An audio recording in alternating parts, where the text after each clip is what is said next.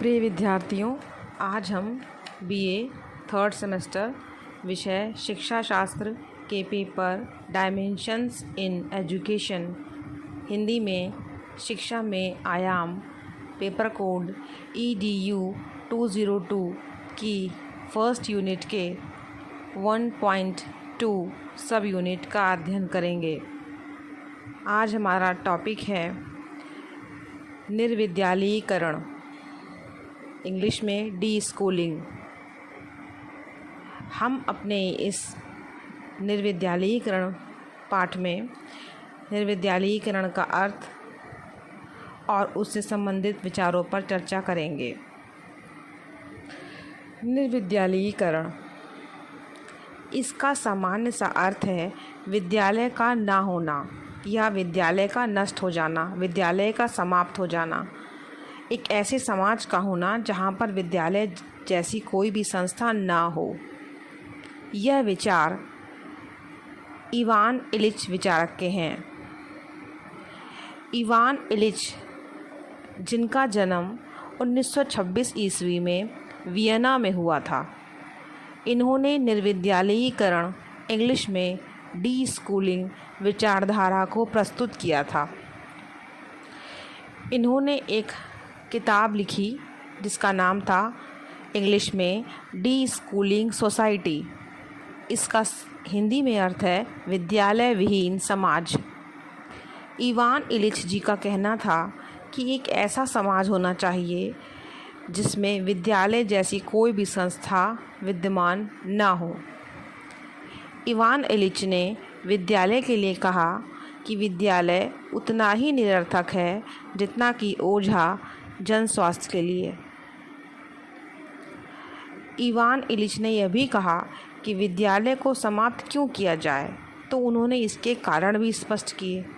उन्होंने कहा कि विद्यालय बालकों में संशय और शंकाएं पैदा करता है, जिससे बालकों में, विद्यार्थियों में झूठा तर्क विकसित किया जाता है, जिससे बालक झूठी सफलता के पीछे भागता रहता है। वह शिक्षण को अधिगम समझता है और उपाधि को योग्यता समझता है।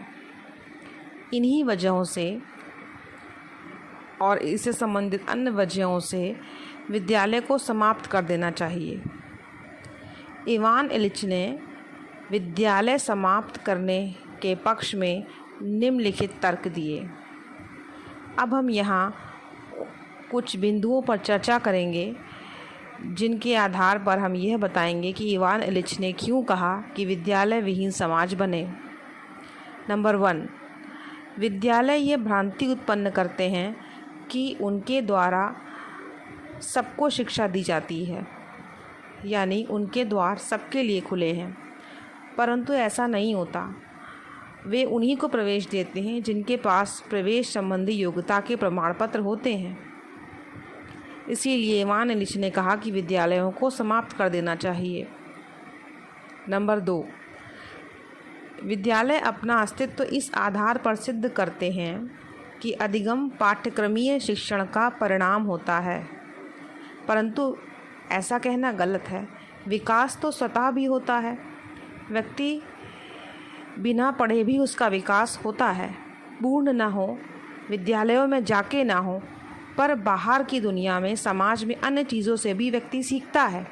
सीखने के अन्य तरीके भी हैं, सिर्फ विद्यालय में ही सीखना ऐसा नहीं है। इसीलिए स्कूल व्यक्ति को स्कूल पर निर्भर बनाता है।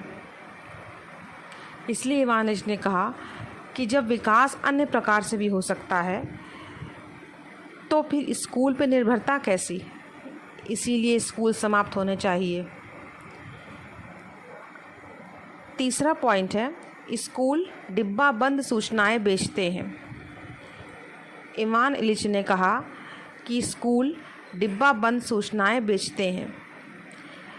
शैक्षिक निर्माता समान आकार वाले पाठ्यक्रम को डिब्बों में भरकर बेचते हैं और शिक्षक रूपी खुदरा व्यापारी उन्हें विद्यार्थियों को बेचते हैं।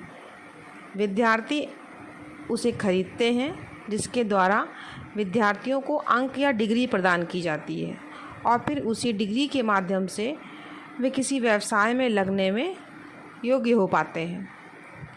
इस तरह की विचारधारा इवान इलिच की थी, इसलिए विद्यालयों को समाप्त कर देना चाहिए। चौथा पॉइंट है, विद्यालय शिक्षा के बाद जीवन का स्तर प्राप्त करने की दौड़ में विद्यार्थियों को लगाते हैं। जब विद्यार्थी शिक्षा प्राप्त कर लेता है तब उसके बाद वो जीवन का स्तर बढ़ाने सुधारने की दौड़ में लग जाता है, जिससे वो एक प्रतिस्पर्धा और जलन का वातावरण पैदा करता है। प्रत्येक विद्यार्थी एक दूसरे से आगे निकलने की होड़ में लग जाता है, जिससे सुख नहीं मिलता बल्कि प्रतिस्पर्धा और जलन का वातावरण और भावना पैदा होती है। इसीलिए इवान इलिच ने कहा कि विद्यालयों को समाप्त कर देना चाहिए। पांचवा पॉइंट है, इवान इलिच ने कहा कि शिक्षा पर व्यय स्कूलों में बहुत बढ़ गया है। इस व्यय से भी बहुत सी समस्याएं खड़ी हो रही हैं, अतः विद्यालयों को समाप्त कर देना चाहिए। छठा पॉइंट है, इवान इलिच ने कहा कि जब परिवार, पड़ोस, पूजा गृह, क्लब और बहुत से संघ मौजूद हैं जो कि बालक को विभिन्न प्रकार से शिक्षा प्रदान करते हैं, तब ये स्कूल जैसी संस्था की क्या आवश्यकता है। इसीलिए विद्यालय या स्कूल को समाप्त कर देना चाहिए। सातवां पॉइंट है, स्कूल निर्धारित पाठ्यक्रम से सबको पढ़ाते हैं, जबकि बालक विभिन्न योग्यताओं वाले होते हैं। इसीलिए एक ही पाठ्यक्रम सबके लिए उचित नहीं होता और ये तरीका ठीक नहीं होता कि सबको एक जैसे पाठ्यक्रम को पढ़ाया जाए, जबकि सबकी योग्यताएं भिन्न भिन्न हैं। अतः यह उचित नहीं है और इसी कारण विद्यालय को समाप्त कर देना चाहिए। आठवां पॉइंट है, इवान इलिच ने कहा कि विद्यालय बालकों के स्वतंत्र चिंतन, संतुलित विकास का विद्यालयीकरण कर रहा है।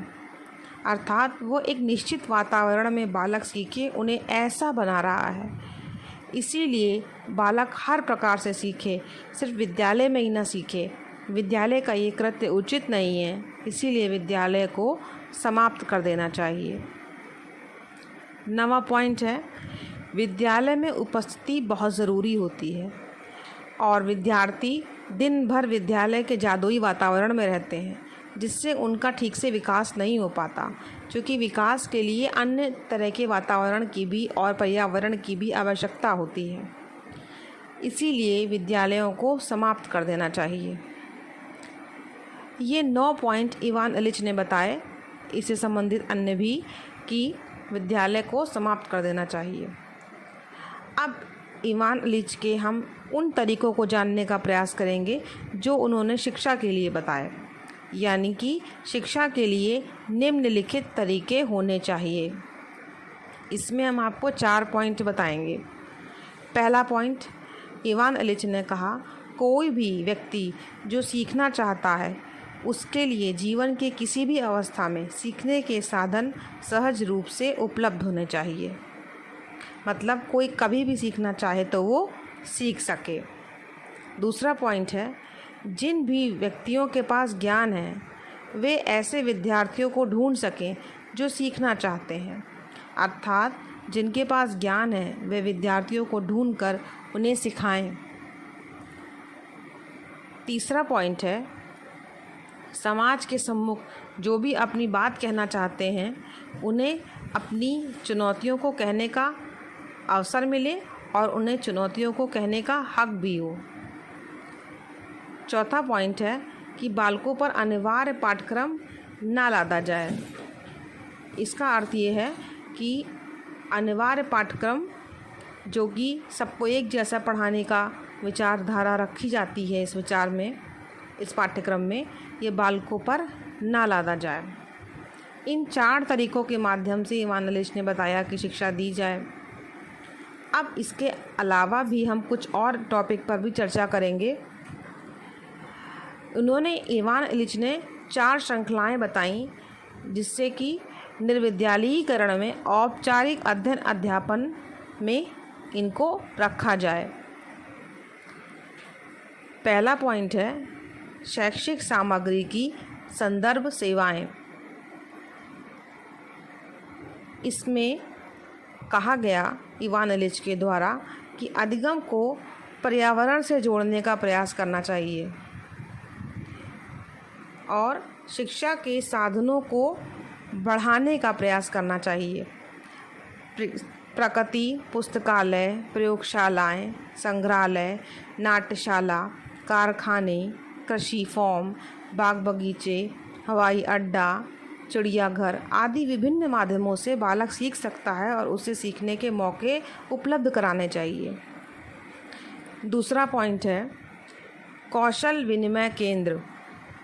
ये ऐसे केंद्र हैं जहाँ पर इन कौशलों की सूची बनाई जानी चाहिए और यहाँ पर जो भी व्यक्ति जो भी कौशल सीखना चाहता है वो यहाँ पर अगर आए और अपने आप उनको इन कौशलों को सिखाने का और सीखने का अवसर मिलना चाहिए।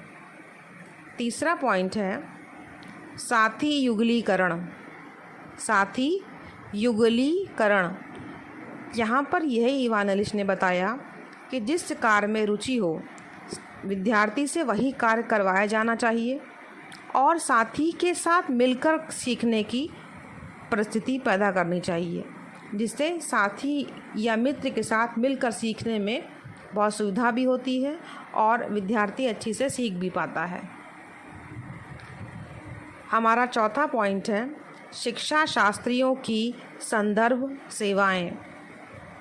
इसमें इवान इलिच ने कहा कि एक संदर्शिका यानी कि टेबल तैयार की जानी चाहिए जिसमें उन विशेषज्ञों के नाम, पते, विशेषज्ञता और उनकी वे शर्तें जिसके आधार पर वे शिक्षा प्रदान करेंगे का उचित विवरण होना चाहिए। जो भी विद्यार्थी जिस भी विशेषज्ञ से कोई भी प्रकार की विशेष बात या शिक्षा प्राप्त करना चाहता है वो इनसे आकर के इनकी शर्तों को पूरा करके इनसे विभिन्न प्रकार के ज्ञान को प्राप्त कर सकता है। इस प्रकार निर्विद्यालयीकरण के बारे में अगर हम अंत में 2-3 लाइनों में कहना चाहें तो कहा जा सकता है कि निर्विद्यालयीकरण जैसे वातावरण में स्कूल जाने का दबाव नहीं होगा, नौकरी न मिलने का भी भय नहीं रहेगा, विद्यालय न जाने पर भेदभाव नहीं किया जाएगा, विद्यालय के बाहर शिक्षा प्राप्त करने की छूट मिलेगी, स्कूली रीति रिवाजों और अंधविश्वासों से दूर होने का नाम ही निर्विद्यालयीकरण यानी कि डी स्कूलिंग है। इवान इलिच का यह विचारधारा कि निर्विद्यालयीकरण हो, विद्यालय नष्ट हो जाएं या विद्यालय ना हो और विद्यालय विहीन समाज हो दिया गया और इनकी इस पुस्तक जिसका नाम है डी स्कूलिंग सोसाइटी, हिंदी में विद्यालय विहीन समाज, में इसी तरह के समाज यानी कि जहाँ विद्यालय ना हो का विवरण दिया गया है। धन्यवाद।